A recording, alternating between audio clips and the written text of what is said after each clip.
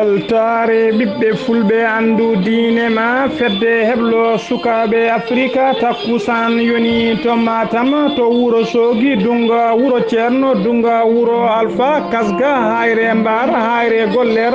Seno Busoɓe Likseyba Gorgol Talhaya ma fondu jingue jeeri ko on takkusan juula ha to Madina Gunta to Daka Madina Gunasa kabaruji men e ɗemgal Pular e gardidi kabaruji men ma en jaaha to leydi Mauritanie kalene jillu hoorejo landa PMC Arc-en-Ciel waɗi e nder leydi France ma en kal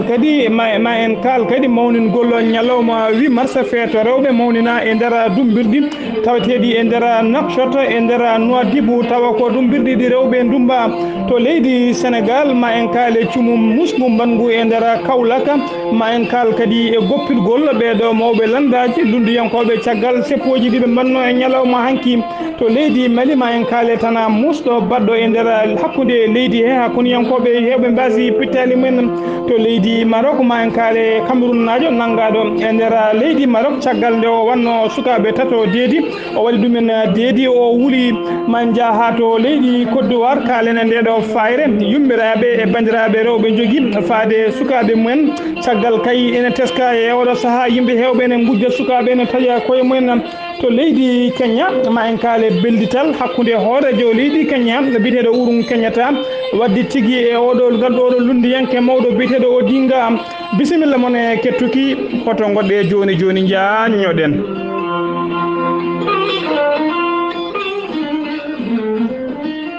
Jam ñalle mon musidɓe tedduɓe eɗen gone hoore biir sappo lewru mboy hitande ujunnaji ɗiɗi e sappo e jeetati kabaruji men e ɗemgal Pular e sowto he musidɗo mon Haali Abouba hono no mbinoɗen e gardidi kabaruji men hono hoorejo taw ko hoorejo landa dawrugol wiyete ka PMC Arc-en-Ciel woni parti mauritanien ti concret Arc-en-Ciel timtimol o biyeteɗo Ba Alassane lolliɗo Balas e oɗo saaha joni omo tawi tigui e jillu makko ngu waɗi e nder leydi France jillu makko e leydi France noon caggal nde o waɗi noon jillu makko taw o yehino e nder jokli guiɗe magga foof caggal nde o ummiti toon o rewi to wuuro wiyetego Magama e diwan mum o rewti kadi to Mbagn o joddi e dendagal ɓesguji leydi Mauritanie tawateɓe ɗin nokkuji caggal yiwtade caɗele mabɓe e oɗo saaha joni o yaɓini leydi France tawa kadi ko ɓesgu diaspora Français naɓe tawateɓe toon yoga e mumen noddimo bismimo toon kay yidde joddade makko e yidde yewtade makko noon e yewtide makko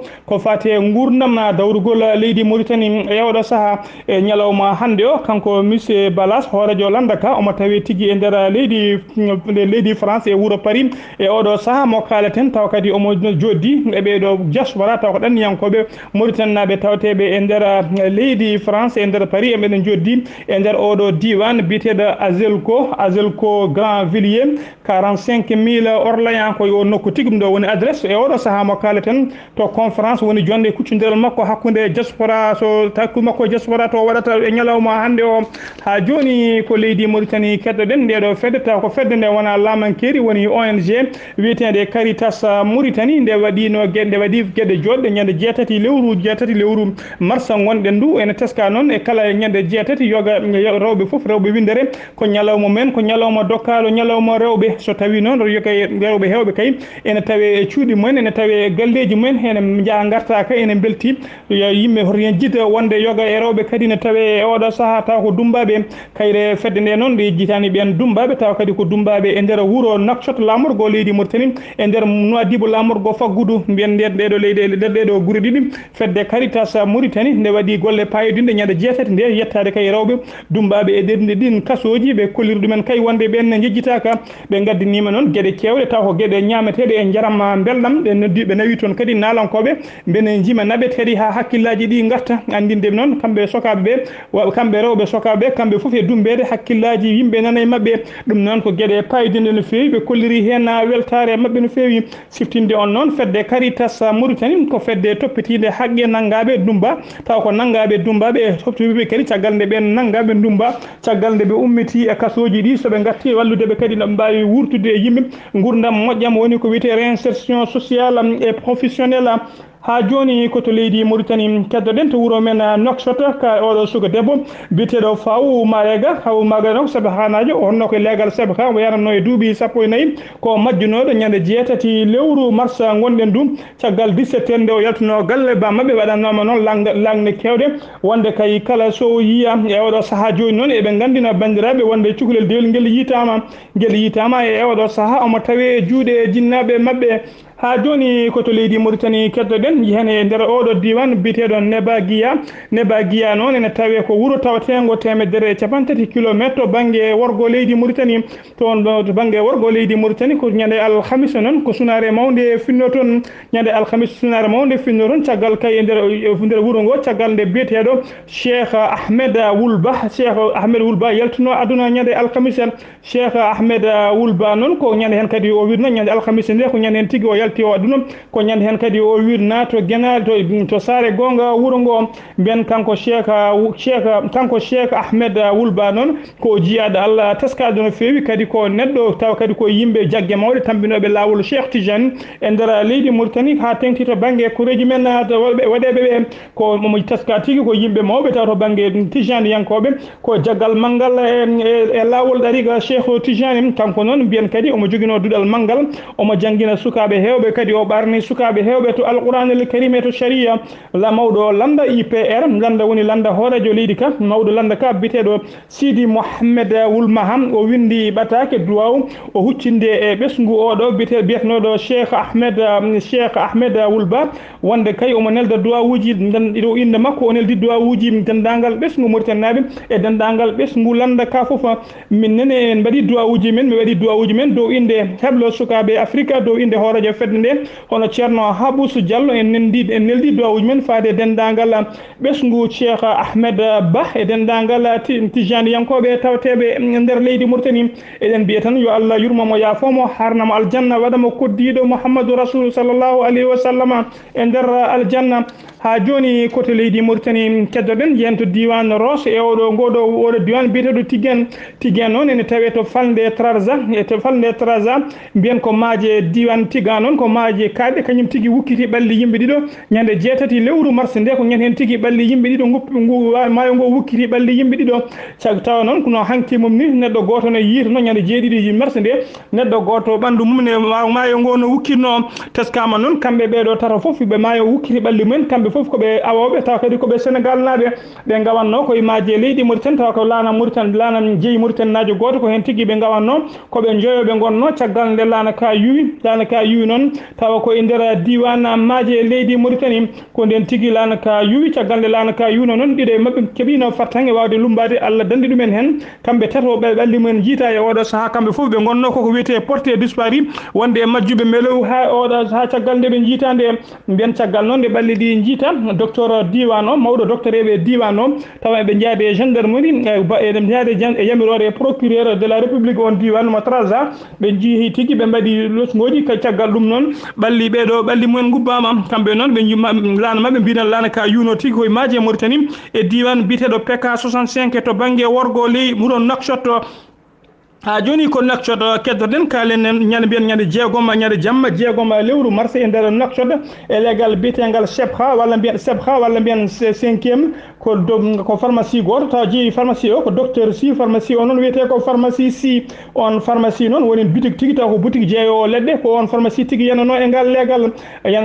legal taw ko legal 5e pharmacie noon e tawe lawol mangol e nder legal 5e tawa kadi o waɗɗani nokkuji biyeteɗo jardin ngaji kamɓe wuyɓe ɓe noon lawol pharmacie o fof wonde e lawol tawa kadi ko lawol mawgol ngol hewani yewde kamɓe wuyɓe ɓe ndewi noon ko caggal pharmacie o caggalle goto mo waɗaka ko ɗon tigui ɓe ndewi ɓe keeli fallantere taw ko fallantere nato e nder bureau docteur si ko ɗon tigui ɓe newi ɓe keeli ɓe taƴi guiri o ɓe naati nder pharmacie ɓe nawi tawi toon noon koppereje kewɗe kene wona million ngaji ɗiɗi halis uguya ɓe tawi toon kadi portable uji ɗiɗi téléphone ngaji taw ko moƴƴi no fewi garɗuɗi ɓe jaadi hen caggal toon kadi ɓe tawino ɗon coffre fort mawɗo woni ndu xaalis mafte coffre-fort no sokki ɓe mbaddi hen haaɓe tampi ɓe donki soktude coffre-fort o kamɓe noon kadi ɓe tawi ɗon kadi ko wiyete télévision écran plasma mawɗo no fewi ɓe jiiɗino kadi nawde écran plasma o ɓe mbaddi hen haaɓe tampi ɓe donki ko nden tigui ɓe jeehi ɓe jaade ɗin haalisaji pharmacie o noon ene joguino ko wiyete deno o woni gardien kanko gardien o noon o heydiri ko banggue mbedda o caggal noon ko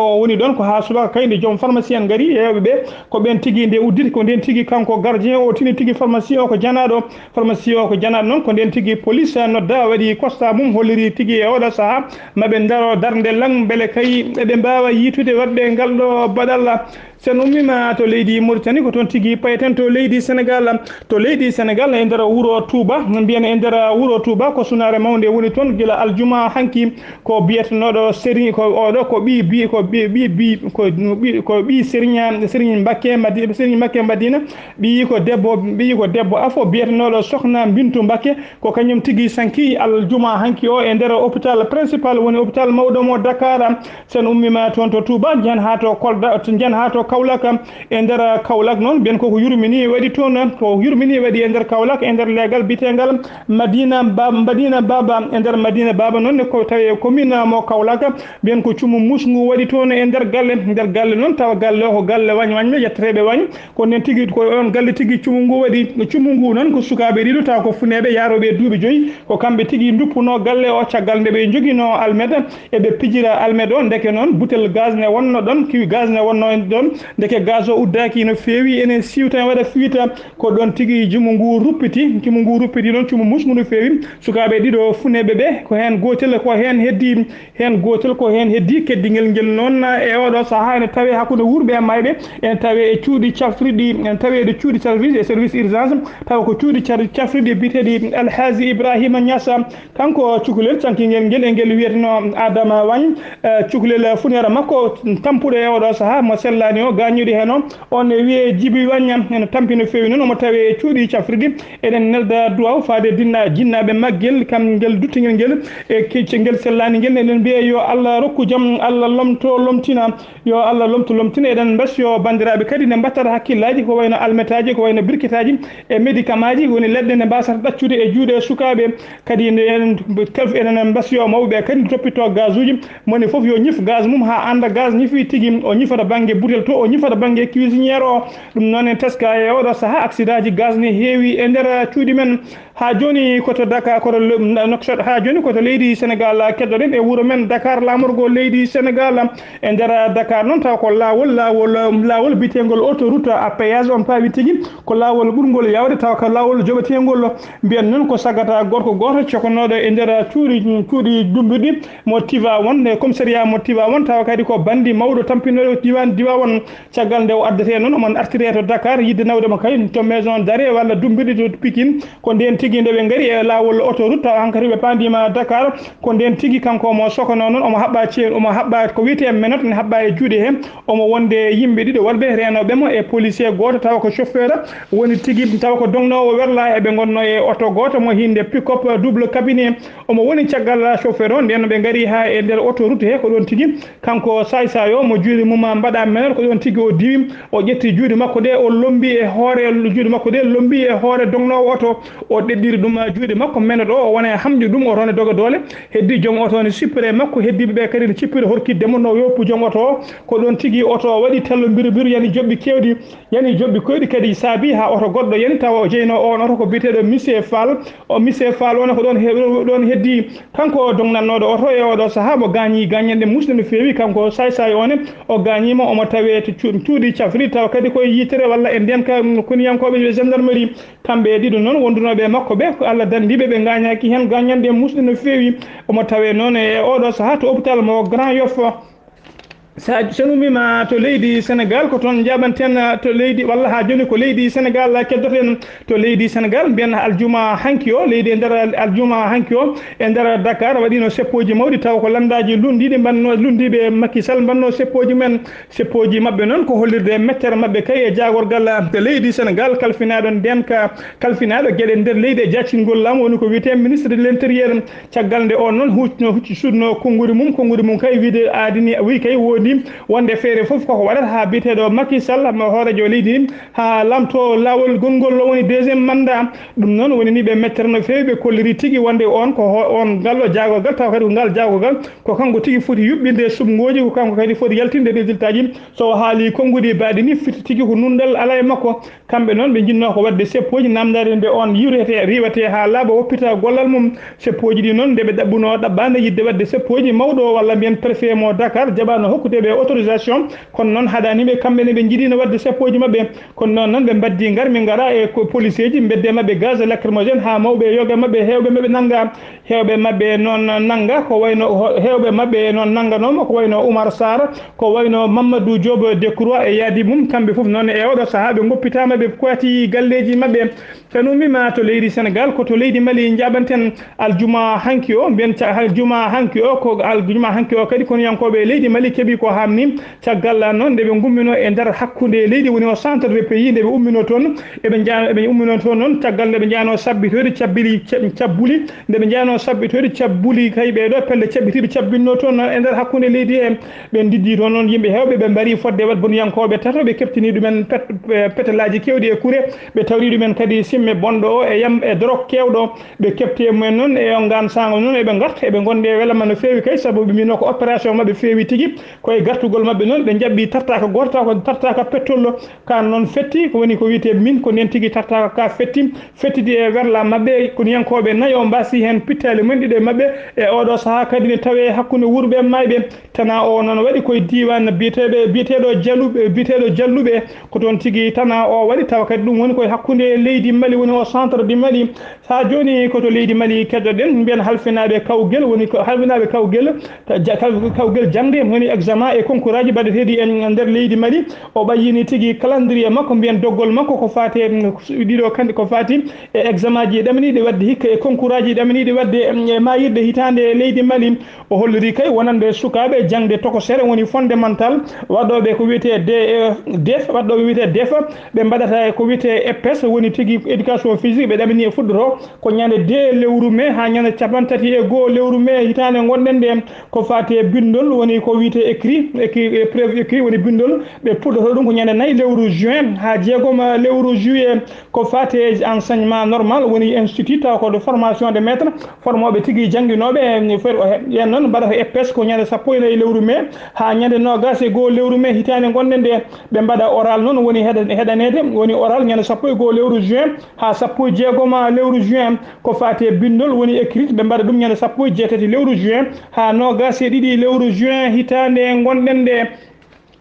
ko fati ɓeɗo taw ko fati noon e ɓeɗo jangde taw ko jangde dowroɗo woni secondaire général noon emo technique o foof bac technique o fuɗɗoto ko ñande 14 lewru mai hita ñande 14 lewru mai ha 16 lewru mai taw koko wiyete EPS éducation physique bindol o woni écrit o écrit technique e général foof fuɗɗoto ko ñande 16 lewru juin ha ñande 21 lewru juin hitande gonɗen nde ɓeɗo noon waɗoɓe BT e waɗoɓe SAP waɗoɓe BT e CAP woni SAP woni CAP kamɓe noon fuɗɗoto ko ñande 26 lewru mai ha 1er lewru juin pratique o noon fuɗɗoto ko ñande 3 lewru mai ha ñande waɗa ko ñande 3 lewru mai ko balle sappo ɗum yahata waɗoɓe brevet technique noon woni BT1 e BT2 kawguel bindol woni écrit fuɗɗoto ko ñande 25 lewru juin ha 29 lewru juin waɗoɓe pratique noon ko ñande 2 lewru juillet ɓe puɗɗoto ko balle 6 ɗum wonata waɗoɓe noon examen fin de cycle woni tigui yaltoɓe taw ko janggannoɓe waɗanoɓe heblo ko fate santé kawguel mabɓe waɗata tigui o écrit o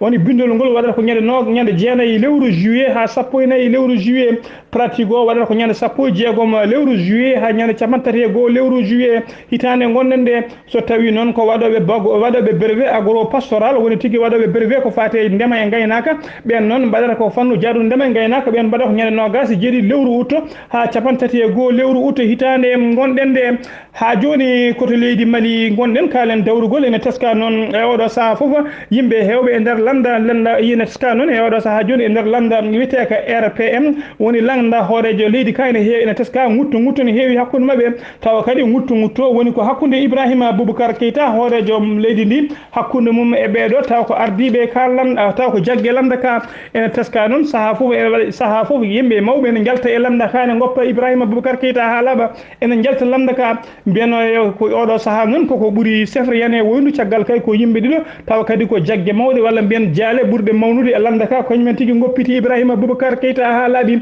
ɓen goni hono oɗo biyeteɗo Mankuna Keita Namkuna Keita ko kañum wonno cukko hoorejo landa ka woni premier vice président landa ka tawa kadi omo jeeya yimɓe sosɓe landa ka woni les membres fondateur omo jeeya e mabɓe o ya kanko noon kadi e oɗo biyeteɗo hono denɗam goɗɗo biyeteɗo Madou Diallo kañumne ko directeur cabinet président assemblée nationale leydi ndi kankone ko ɓeɗo ɗiɗi noon e oɗo saaha joni ko kamɓe tigui goppiti landa ka ha laaɓi ɓe jalti ɓe tikki landa ka hay sinno noon laamu ngu yiiɗa ɗum haale saabu kay e oɗo saaha foof yimɓe landa ka nana daari lang beele kay ene tefa ɓeɗo no gartiri kono hono oɗo biyeteɗo Mankuma Keita o holliri tigui wonde kanko kay ko jaltude Ibrahima Boubacar Keita ha laaɓi ko jaltude landa ka o artata hen hande o artata hen janggo ko adi ɓeɗo noon teskonoma yimɓe hewɓe wonɓe taw kadi ko yimɓe mawɓe e landa ka jaltino landa ka ha laaɓi ko wayno biyeteɗo Ousmane Koné ko wayno biyeteɗo Mahamane Babi e ha tengti kadi e oɗo ngallo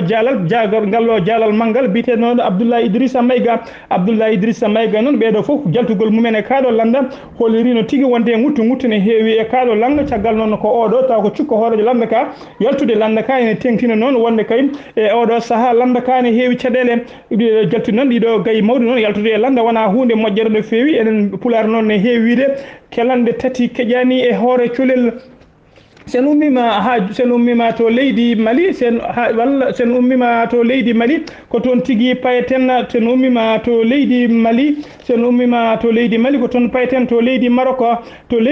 noon mbiyen ko suka gorko goto Cameroun najo biyeteɗo Andawo noon o ɓuuri lollude ko Big Boss kanko Big Boss noon ko suka o wuuri ko nder leydi Maroc guila kay saaha nde o yinno yaade Europe o lana mabɓe deeɓi yoolade Allah dandimo guila nden noon koye nder leydi Maroc o wuuri ko bawɗo ɗemgal araba ngal no feewi mo haala ngal no welda ko ɗum saabi kay caggal nde o andodiri e yimɓe e wuuro ngo ko ɗon tigui e nder wuuro Rabat ko ɗon tigui o waɗi sukaɓe tato rewɓe reedu deedi sukaɓe tato ɓe o waɗi ɗumen deedi kamɓe foof ɓe waɗi ɓe deedi lawol gotol kadi ɓe timtodirani o yanaka ɗum kadi o holliri kadi wonde wona kanko jeeyi ɗin deedi saaha foof noon omo windane ɓattake tawa kadi ko wiyete convocation yaw arono to police omo sali ha police felliti kay yaade addoydemo alay saguel nden noon ɓe gaddimo alay saguel to commissariat to ko noon tigui yimɓeraɓe jinnaɓe sukaɓe rewɓe tato ko nden tigui kamɓe foof ɓe gandi kay wonde ko ɓiɗɗo ko gorko goto ko hen kay kañum waɗi ɓeɗo tato foof deedi caggal noon nde police o momi ɓandu ha ɓandu wuuli no fewi ko nden tigui o felliti gonguinde wonde kay ko kanko jeeyi deedi ɗi kadi mawo toppitoɓe rewɓe foof rewɓe tato ɓe mone mabɓe foof o rokki ɗum kopparejo jonɗe no fewi no toppitiri reedu ndu kadi o holliri mawo toppitoɓe ha nde ɓe jibini foof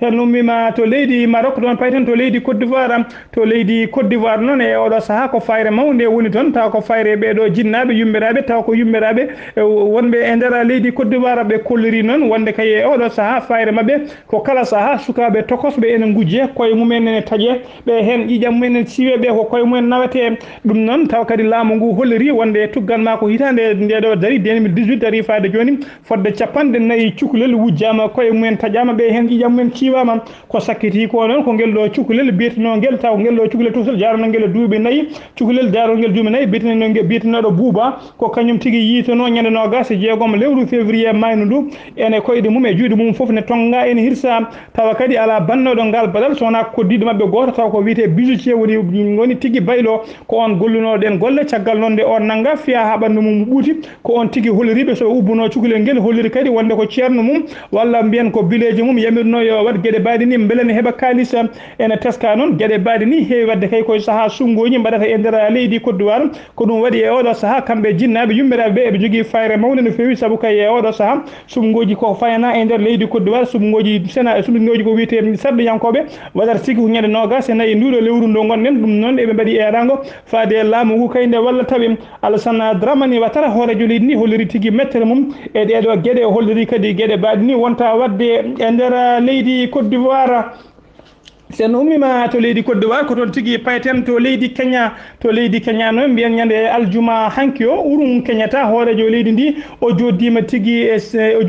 e lulde yanke ɓurɗo mawnude biyemo yaaduno sumgoji biteɗo Odinga ɓe joddima noon ɓe cifodiri ɓe kolliri tigui ɓe belliti hakkude mabɓe ɓe belliti maɓe daro kay lang ɓe mbawa liggade e leydi ndi ɗum noon ko caggal nde sumgoji kay ha yimɓe hewɓe rewnoɓe oɗo biteɓe Odinga calinoɓe ɗin sumgoji ha yimɓe hewɓe mbasi hen pittali mumen e oɗo saaha noon kamɓe ɓe belditi ɓe kolliri tigui wonde maɓe ubbo jambere haare walla asde guerre gonnoɗo hakkude maɓe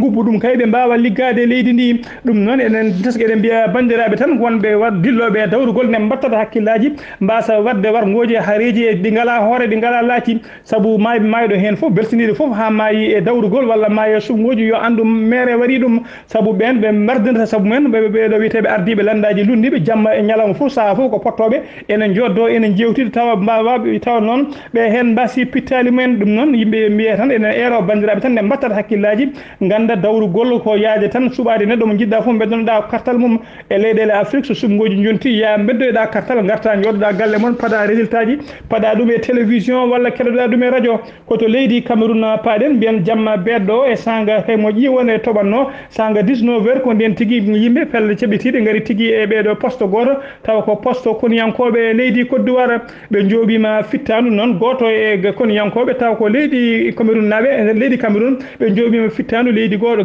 koniyanke goto Cameroun najo e nder diwan anglophone ɓe jooɓima fittanu makko noon caggal noon de ɓen koniyankoɓe ɓe diddimo kolliri tigui mbare mabɓe sappo e ɗiɗo neɗɗo mbare mabɓe sappo e ɗiɗo neɗɗo kono noon ɓe kolliri kamɓe koniyankoɓe ɓe mbasi neɗɗo mabɓe goto tawa ko koniyanke goto biyetennoɗo Ahmed koniyanke biyeteɗo Ahmed ko kañum tigui wasi fittanu mum e oɗo garmi gara hakkude no teski siftinde on noon e nder leydi Cameroun e oɗo diwan biyeteɗo anglophone saaha foof pelle ceɓɓitiɗen tawa toon taw ko lundiɓe laamu ngu ene mbaɗa gueɗe badini hennene musidɓe tedduɓe ko ɗum ɗo wonno ko tongunden e kabaruji men e ɗemgal pulare ñalawma hande